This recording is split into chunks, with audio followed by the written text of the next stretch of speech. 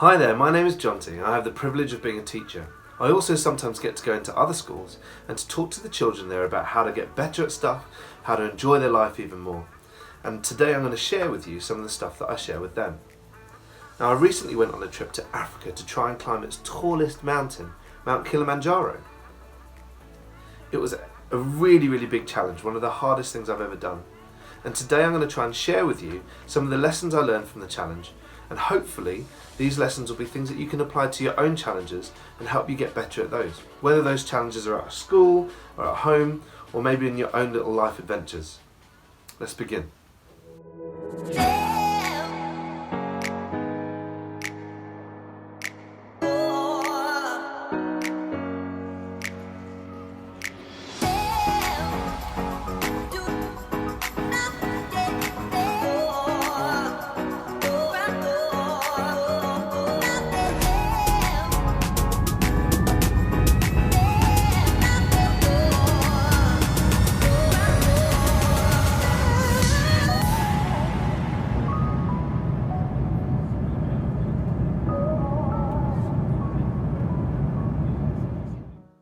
I don't think I'll ever forget that moment. I was dozing on the plane, rubbing my eyes, and as I turned over to the window, there was my first glimpse of Mount Kilimanjaro rising up out the clouds. All of a sudden, I started to feel a bit fearful. I started to think, how am I ever going to be able to climb that thing? That fear didn't go away when we landed either. From ground level, it looked even bigger. At that moment, I could have decided to quit. I could have decided never to do it again. But the next morning, when I woke up, I decided that I was going to face my fear and make a start.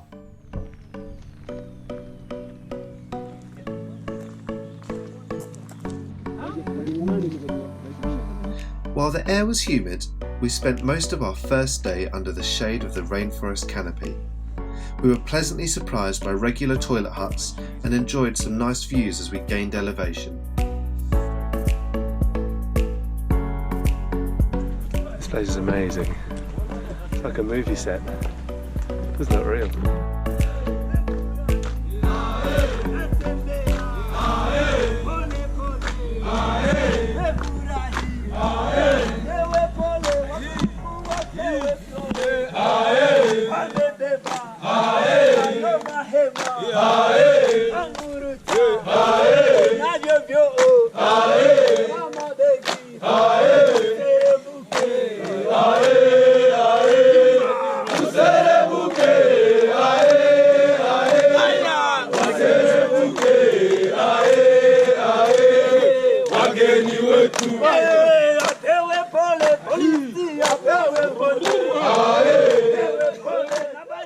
Wasn't that welcome amazing?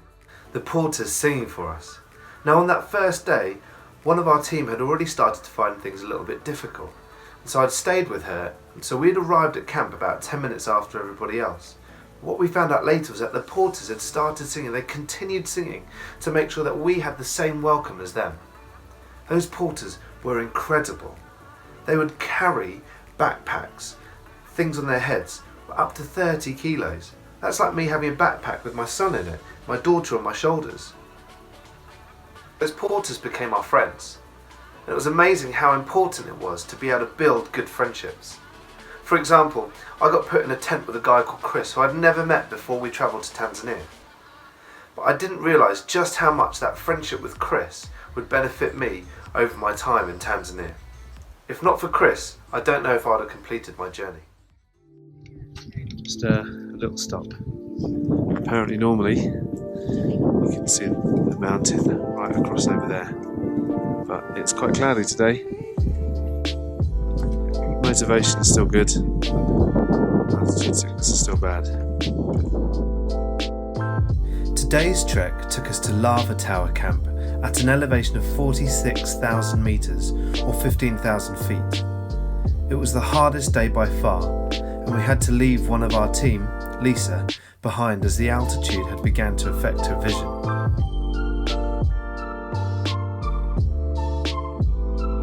The final uphill struggle towards the camp was the hardest yet, But as always, the porters had gone ahead to provide us with shelter and food before making our way back down towards Barranco camp.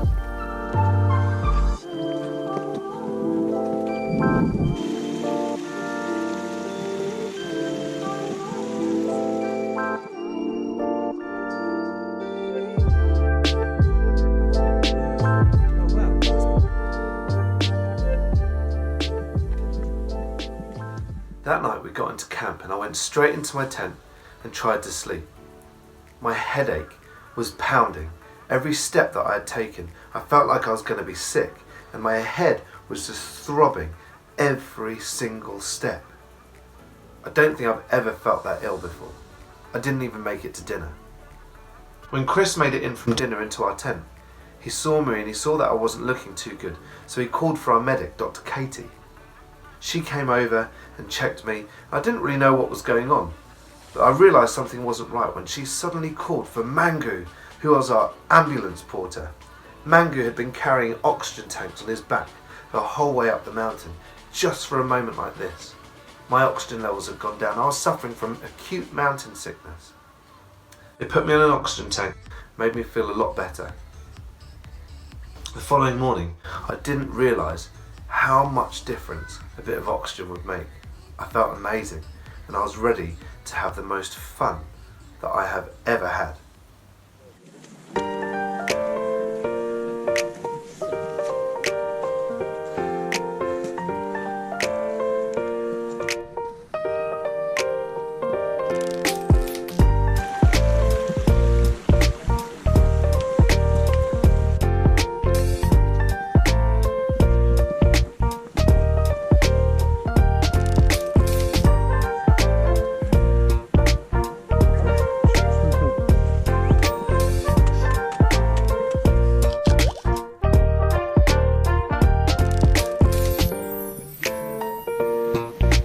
Was it the top of the Barranco wall? That was really enjoyable, really enjoyable. Bit of climbing, getting your hands involved. It's a lot of fun, eh? It's cool. Did you enjoy it? Yeah, I think I did. I'll tell you tomorrow. That was probably my favourite bit so far. Yeah. So it was a quick up, wasn't it?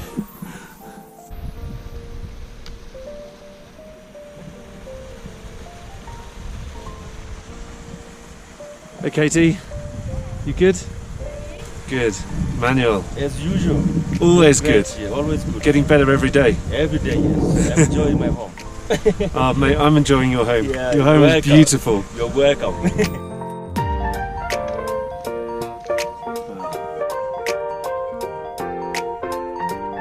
We crossed the famous lunar-esque landscapes under the watchful eye of the majestic mountain.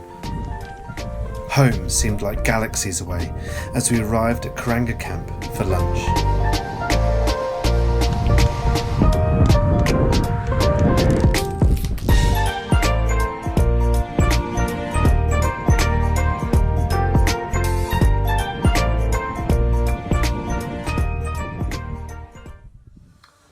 We got into camp, had some dinner, and hunkered down for an early night. We went to sleep at about 5 o'clock because we knew we had to be awake at 12 midnight to make sure that we could have a really, really good attempt at hitting the summit. When the porters came to wake us up, it was really cold, minus 18 degrees.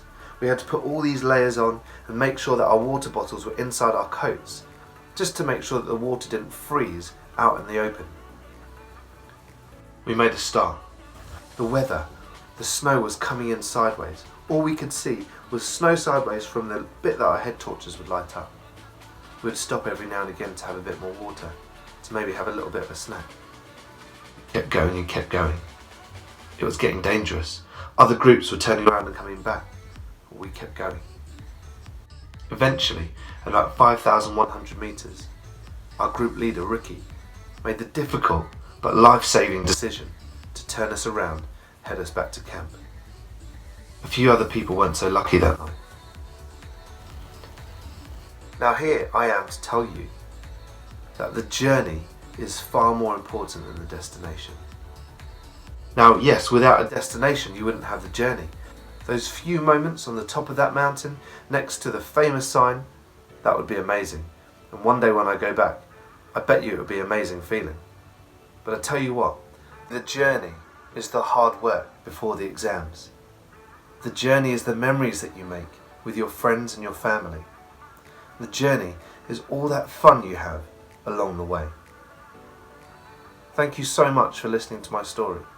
I hope you enjoyed it, and maybe I'll share some more with you some other time. Take care. Bye.